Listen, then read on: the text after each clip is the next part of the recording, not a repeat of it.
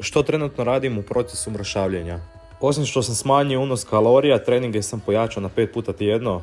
I sa obzirom da sam ovaj tjedan radio 10 sati dnevno, imao sam jedva energije za odraditi svoj trening na kraju dana.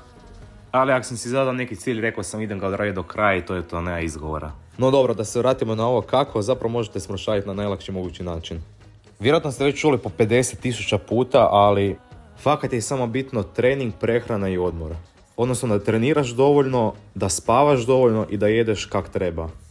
I sad znam da će biti pitanja, a što točno trebam raditi u teretani, što trebam jest, kak trebam spavat.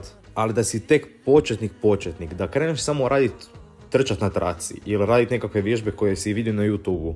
I da to radiš 4 do 5 puta tjedno i da izbaciš sve gluposti koje si inače jeo, znači bez čokolade, bez slatkoga, da izbaciš McDonald's i sve ostale gluposti, već si napravio 80% posla. Ali problem je to što je to dugotrajan proces.